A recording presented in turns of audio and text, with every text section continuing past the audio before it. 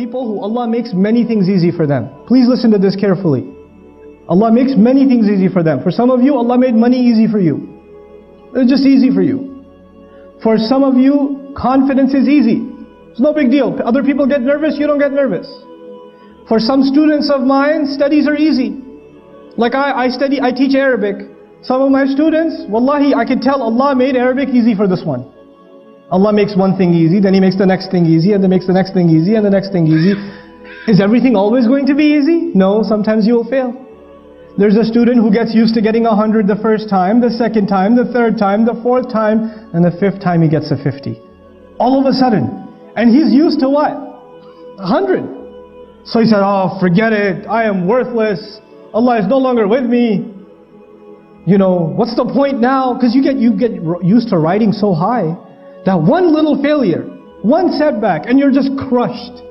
You are completely crushed. What's the point? I'm dropping out of school. I don't want to do this anymore. I hate this.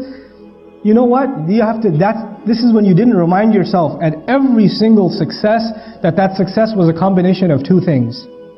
Your effort and Allah's help.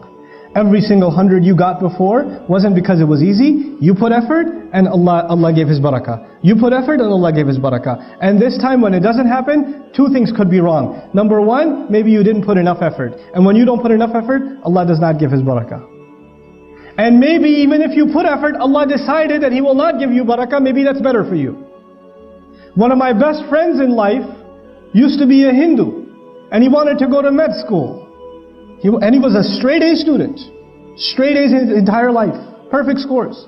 Highest scores in the SATs. Applied to med school, he was expecting a full scholarship. He got rejected.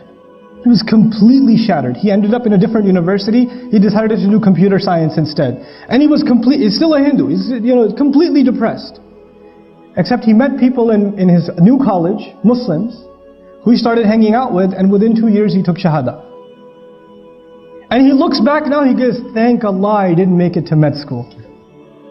When I failed med school, I thought it was the worst thing that ever happened to me. And now I look back at my life and I say, I failed med school, it is the best thing that ever happened to me. You know? Now his kids are memorizing Quran, subhanallah.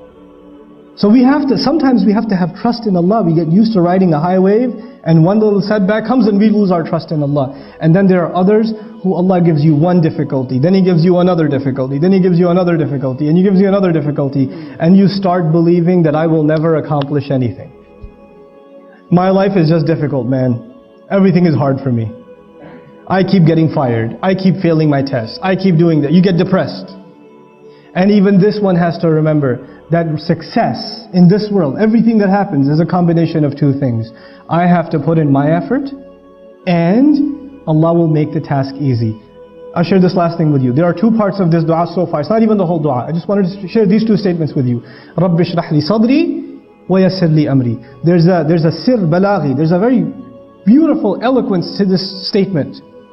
Allah is teaching us that if you have a calm heart, if you have a positive attitude, and you have tawakkul in Allah, and you put your work in, then Allah will make your mission easy. But if you start with the attitude, I know it's not going to work anyway, but I'll try.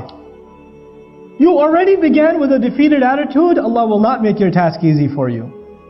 You have to come with sharh al-sadr. You have to have an open chest, a positive attitude. Believe that Allah will give you success in what you do. And if He doesn't give it to you, well, you're still saying Alhamdulillah. But you don't walk into an effort. You don't start a project. You don't start doing any work.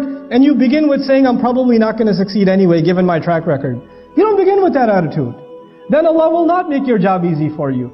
So if we have that good heart before Allah Azza wa Jal, Allah will make our task easy for us, subhanahu wa ta'ala. With that, I pray that Allah Azza wa Jal gives us all the ability to take advantage of the wisdom of the great prophets of Allah alayhimu salatu wasalam that is captured in their du'as. They said such few words, but they taught us so much of how to better our lives as believers and how to live our life successfully for Allah's deen and also make the best of this dunya. May Allah Azza wa Jal make us find the balance between this deen and this dunya as He intends it. And may Allah put all of us to the service of His beautiful deen and this ummah. Barakallahu li wa lakum fil Qur'an al-Hakim wa nafa'ani wa iyyakum bil ayati wa dhikr al-Hakim.